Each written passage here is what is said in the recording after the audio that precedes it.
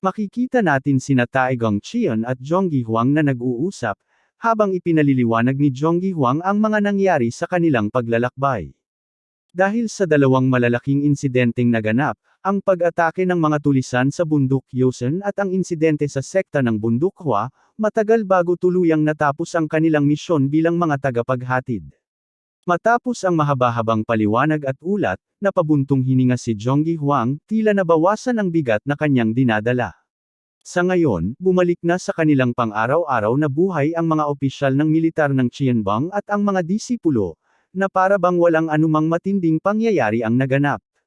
Gayunpaman, may isang bagay na nagbago, ang mga kaedteng militar na sumama sa kanila sa misyon ng paghahatid. Isa na rito si Yosong, nakapansin-pansing sumusunod sa kanya saan man siya magpunta, bagay na labis niyang ikinaiinis.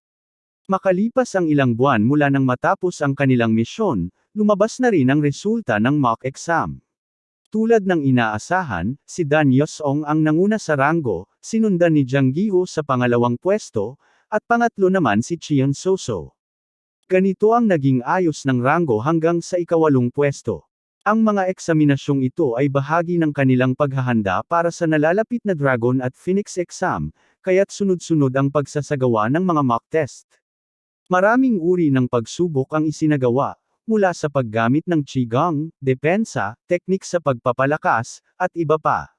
Ipinaskil sa isang poster ang opisyal na ranggo ng lahat ng kadit. Dito natin makikita si Giho na nakatitig sa poster at walang interes na nagtanong, ano bang silbi ng kompetisyon sa mga exam na to? Tiningnan siya ni Yosong at sinagot, anong ibig mong sabihin? Ngunit ngumiti lang si Giho at sumagot, hindi naman iyon ang punto, pero hindi ba't pare-pareho lang naman ang resulta sa tuwing may pagsusulit? Napabuntong hininga lang si Yosong at bahagyang napangiti. Ayos lang, bulong niya sa sarili. Simulat sa pool naman ay pareho na ito. Mula pa sa unang araw ng kanilang misyon, hindi nagbago ang pwesto, una pa rin siya, si Giho ang pangalawa, at si Soso ang pangatlo. Ang tanging pagbabagong naganap ay ang pagkatanggal ni Gong Jindo sa escort mission. Dati, nasa labas pa siya ng 10 pinakamagagaling, ngunit ngayon, nakakagulat na umakyat siya sa ika-4 na pwesto. Ngunit kahit umangat siya sa ranggo, hindi may kakaila na ramdam ni Jindo ang malaking agwat ng kanyang kakayahan kumpara sa tatlong nasa itaas niya. Umiti si Yosong at sinabing tama si Giho, at kung babawasan nito ang oras ng tulog, baka makahabol pa siya. Ngunit ngumiti lang si Giho at sinagot, sinabi ko na sa'yo dati, hindi ba? Kailangan ng tao ang sapat na tulog, dapat hindi bababa sa 6 na oras kada araw. Tiningnan siya ni Yosong nang may pagdududa, hindi maintindihan kung ano ang pinapanto ni Giho. Ngunit bigla na lang itong humikab at sinabing babalik na siya sa pagtulog. Samantala, si Soso ay tahimik na nakatitig, nagdududa rin. Hindi niya maintindihan kung paano siya natalo ng isang taong palaging natutulog tulad ni Giho. Biglang tinawag ni Jindo si Soso. Napalingon ang dalawang lalaki nang marinig ito.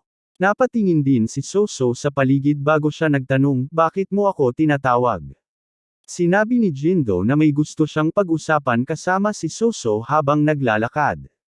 Pumayag naman si Soso, ngunit saglit siyang tumingin kay Yosong bago sumunod. Naguguluhan si Yosong, ngunit bigla siyang sinenyasan ni Soso na sumunod sa kanila.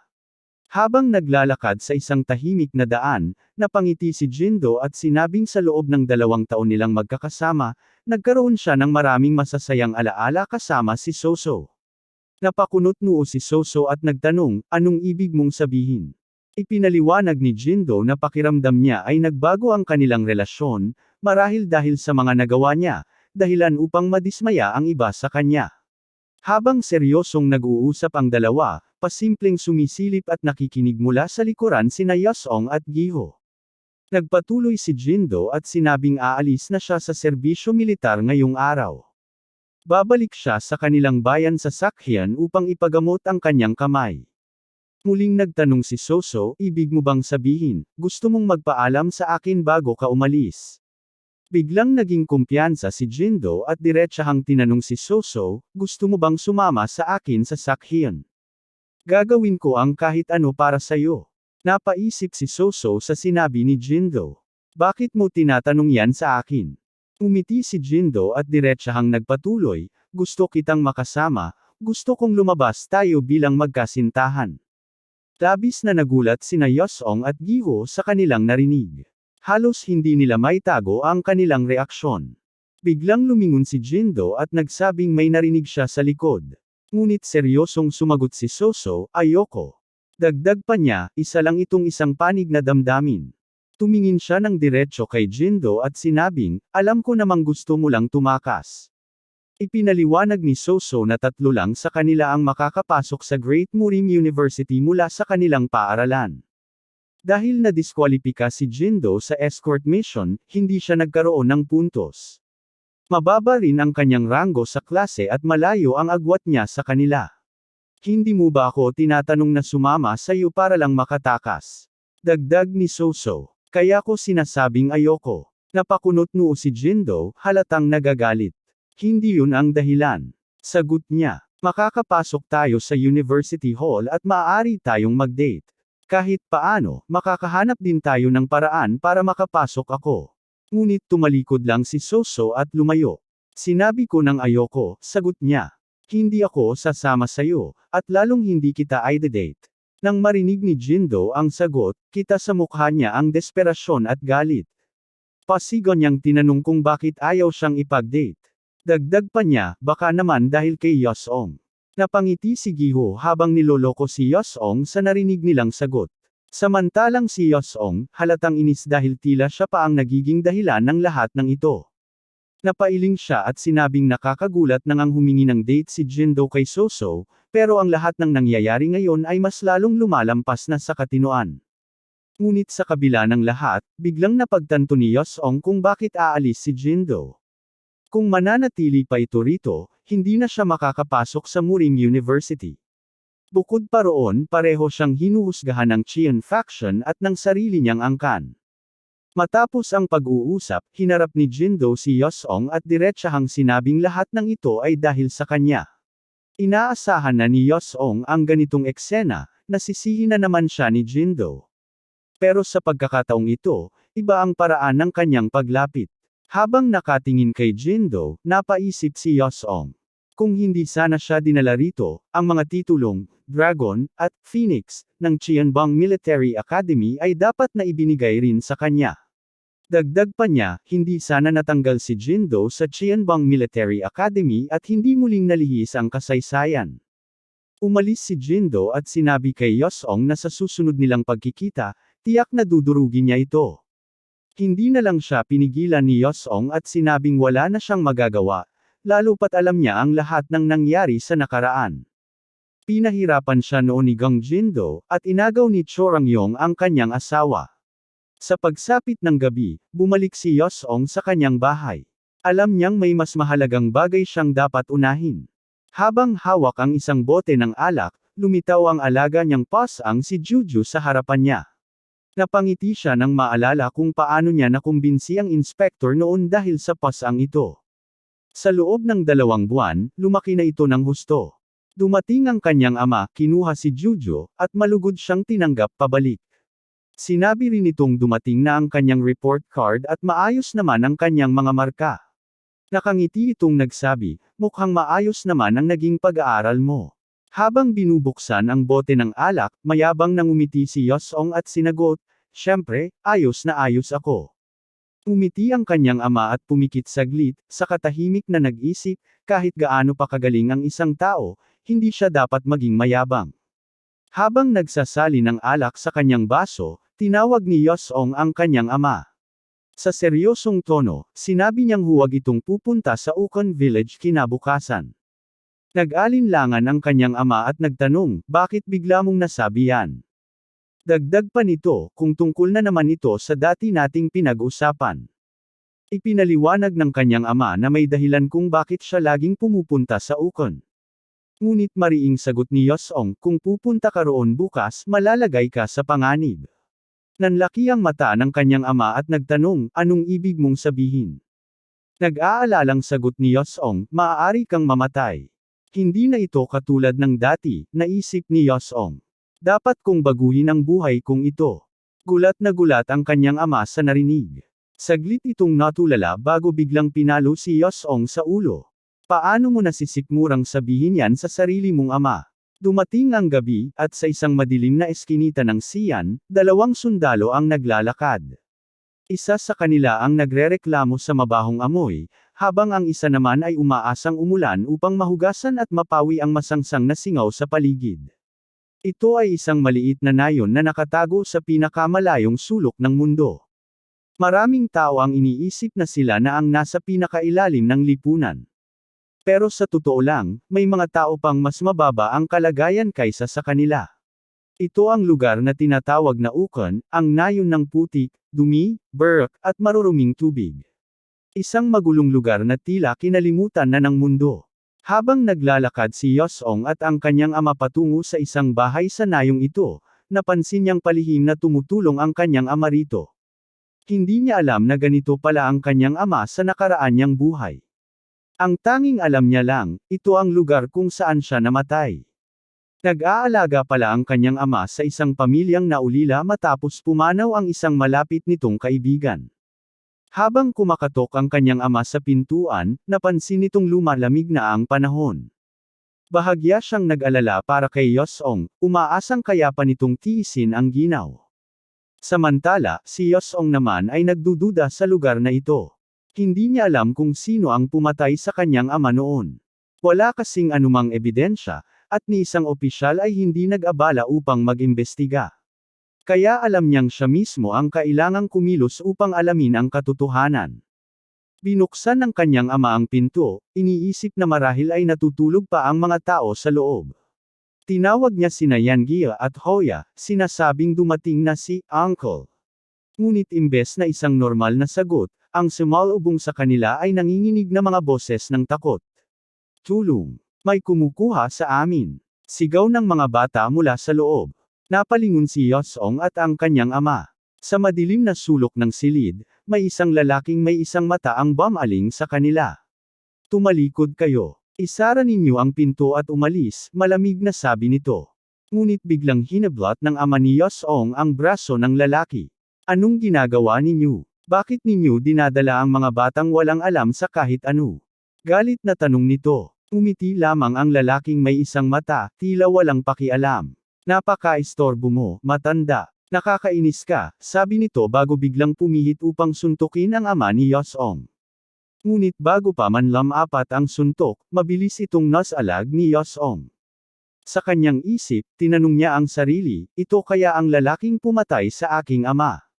Tinitigan niya ang lalaki at diretsyong tinanong, anong balak mong gawin? Saglit na nanlaki ang mata ng lalaking may isang mata. Halatang hindi niya inaasahan ang bilis at lakas ni Yosong. Ang batang to, iba to, bulong nito sa sarili habang pilit niyang inaalis ang kanyang kamay mula sa mahigpit na hawak ni Yosong. Sa huli, napatingin siya ng masama at tinanong, sino ba talaga kayo? Saglit siyang natigilan, saka idinugtong, saan mo natutunan ang martial arts na yan? Sinabi ng lalaking may isang mata na nais lang niyang kunin ang perang ipinahiram niya sa kanila. Ngunit agad siyang tinanong ni Yosong kung magkano ba talaga ang utang nila. Napakunot-noo ang lalaking may isang mata, tila naguguluhan sa tanong. Muling nagtanong si Yosong, magkano talaga ang utang namin? Umiti ang lalaki, iniisip kung talagang magbabayad ito, at sumagot, 1,000 niyang. Napasinghap si Yosong sa narinig. Galit siyang napaisip, napakalaking halaga noon. 1,000 niyang ay sapat na para pakainin hindi lang ang mga bata kundi pati ang buong nayon ng Ukon sa loob ng maraming taon. Biglang pumulot ng isang kahoy na pamalo ang lalaking may isang mata at nagsimulang magsalita tungkol sa 4 na klase ng tao sa mundo. Ang una, aniya, habang itinapat ang kamay sa kanyang ulo, katulad ko, mga taong may pera at nagpapautang. Ang pangalawa, yung mga hindi kailangang mangutang. Ang pangatlo, yung mga nangungutang pero marunong magbayad. Bigla siyang lumingon sa isang bata at itinutok ang hawak na pamalo. At ang pang-apat, katulad mo. Isang taong nangungutang ngunit walang kakayahang magbayad. Dahan-dahan niyang itinapat ang pamalo kay Yosong. Ngayon, saan kaya nabibilang ang ating matapang na batang mandirigma mula sa murim? Tahimik na nakatayo si Yosong, pinag-aaralan ang kilos ng lalaking may isang mata. Alam niyang bihasa ito sa pakikidigma, mabangis, walang awa. Hindi ito basta-basta. Napansin din niyang maganda ang suot nitong kasuotan, malinis, hindi tulad ng mga karaniwang mandurukot. Malinaw na kabilang ito sa isang organisasyon. At ang nakatawag ng pansin niya ay ang tato sa braso nito, isang itim na ahas. Anong klaseng grupo kaya ang kinabibilangan nito? Maya-maya, sumagot si Yosong, wala akong pambayad. Tiningnan niya ang lalaki at diretsyong nagtanong, bakit niyo kinukuha ang mga bata? Umiti ang lalaking may isang mata. Alam mo, may dalawang paraan lang kung paano mababayaran ng isang taong tulad mo ang utang niya. Una, bayaran ito ng pera.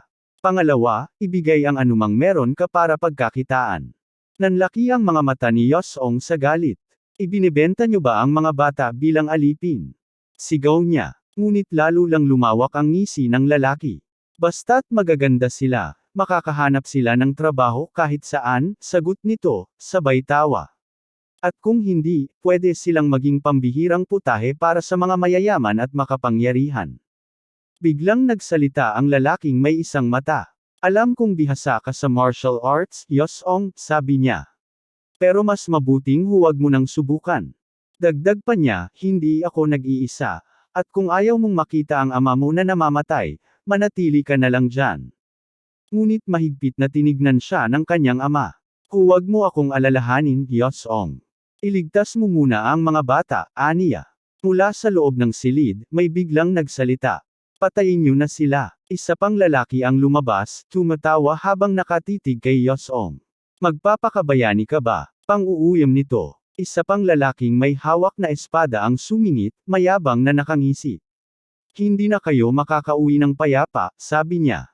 Dahil pinatay ko na ang ina ng mga bata. Napatingin si Yosong sa paligid. 3 kalaban ang nakapalibot sa kanya. Kung gagawa ka ng kahit anong kalokohan, mamamatay kayong lahat, banta ng isa sa kanila. Samantala, ang 2 bata ay mabilis na tumakbo papunta sa kanilang ina na nakahiga sa kama, walang buhay. Sumisigaw sila, naiyuyugyug ang katawan nito, pero hindi na ito gumagalaw. Nanginginig sa galit si Yosong. Alam niyang may sakit na ketong ang ina ng mga bata, kaya hindi siya kayang dalhin ng kanyang ama. Dahil doon, nagpunta pa sila rito para tulungan ito. Ngunit ngayon, wala na siya. Mariing tinanong ni Yosong ang lalaking may espada, bakit mo siya pinatay? Wala namang dahilan para gawin yun. Ngunit casual lang itong ngumiti. Ang produkto namin, aniya, hindi dapat may sira o depekto. Dagdag pa niya, nanlaban kasi ang babae. Ayaw niyang ibigay ang produkto, kaya pinatahimik ko na lang siya. Biglang napatangala ang lalaking may isang mata. Naalala niyang may pusa si Yosong kanina, nasa likuran niya. Napakunot noo siya. Nasaan ito ngayon? Napatingin siya sa itaas, at nanlaki ang mga mata niya. Isang dambuhalang pusa ang nakadapo sa itaas ng mga biga, nakatingin sa kanila. Tahimik pa rin si Yosong. Ngunit sa loob-loob niya, may bumabagabag sa kanya. Paano nawala ng walang bakas ang mga hayop na ito matapos patayin ang kanyang ama? Samantala, patuloy pa ring nagyayabang ang lalaking may espada. Ang babaeng yun. Walang kwenta. Sinaksak ko lang, bumagsak na agad. Ngunit hindi niya na natapos ang sinasabi niya.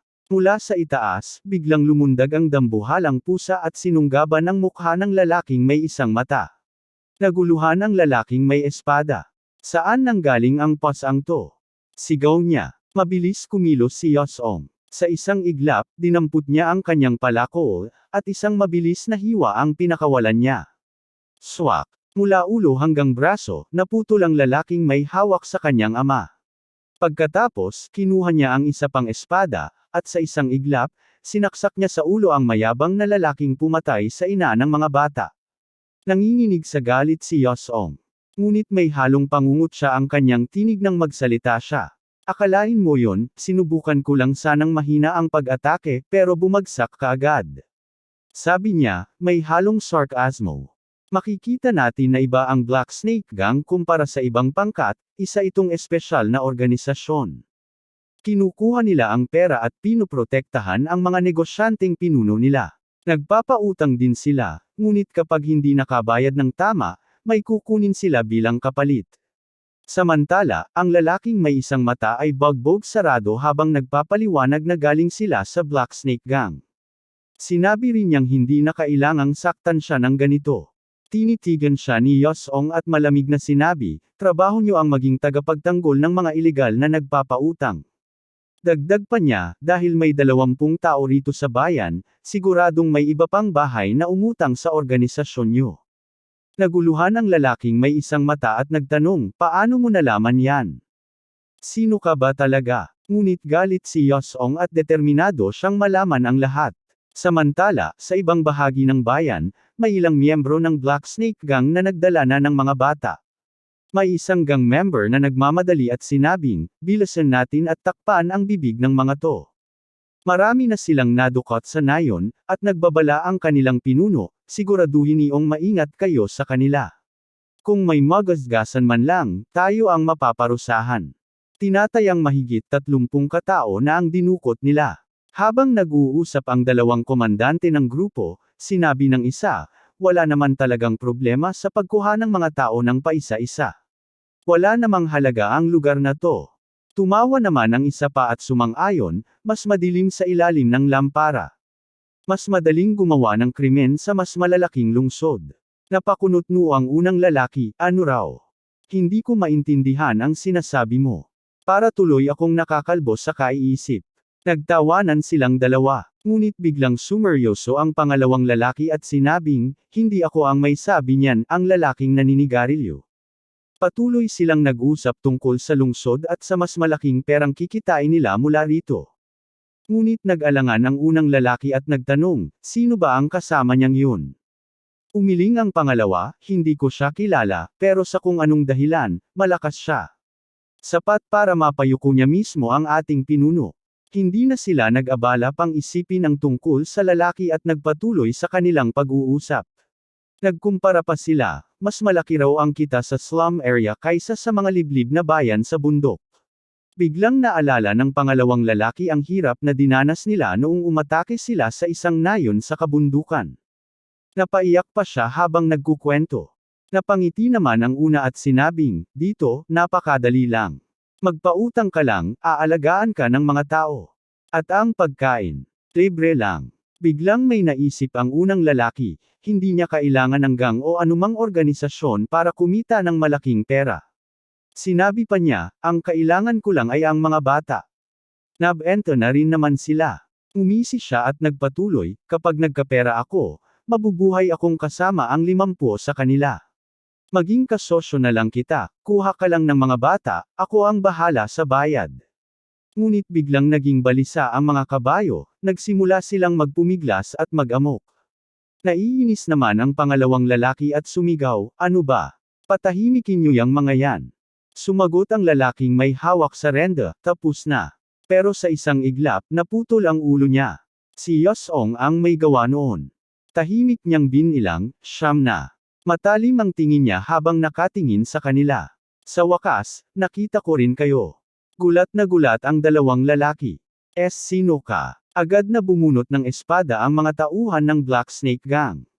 Ano tong kagaguhan mo bigla, ha? Walang emosyon si Yosong habang nakatingin sa kanila. Gusto niyo bang matulad sa kanya? Sabay turo sa pugot na katawan. O gusto niyo akong salubungin ng sabay-sabay? Umiti siya ng mapanira. Mas gusto ko yung pangalawa, tutal basura naman kayong lahat. Nagkatinginan ang dalawang lalaki, halata ang takot at pagkalito sa kanilang mga mata. Ngunit pinilit ng isa na maging matapang. Isa lang siya. Tayo ay mahigit 10. Napangisi ang isa pa at sinabing, hey, takutin na lang natin to. Ipapadala kita sa impyerno, bata. May gatas ka pa sa labi. Ha ha ha. Pero hindi na sumagot si Yosong. Sa halip, nagsimula siyang putulin ang mga ulo nila isa-isa, sabay bilang sa bawat isa na kanyang pinapatay. Nagpanik ang gang commander at sumigaw, sabay-sabay niyo siyang saksakin bago siya bumaba. Hindi siya makakaiwas habang nasa ere. Ngunit sa halip na siya ang tamaan, sila ang napulbos, isa-isang nagbagsakan ng kanilang katawan habang walang habas na pinagpapatay ni Yosong ang lahat. Nang matapos ang madugong sagupaan, natatakot na napaatras ang dalawang gang commander. Nanginginig ang boses nila habang sinasabi, anong klaseng halimaw ang nandito? Biglang may isang lalaking bumagsak sa lupa, nanginginig sa takot habang nakaluhod. Parang awa mo na, may pamilya akong naghihintay sa akin, pagsusumamo niya, umaasang may awa si Yosong sa kanya. Tinitigan ni Yosong ang lalaking nakaluhod at malamig na tinanong, talaga bang may pamilya ka? Patuloy ang pagsusumamo ng lalaki, mayroon. Mayroon akong isang cute na anak na lalaki at babae.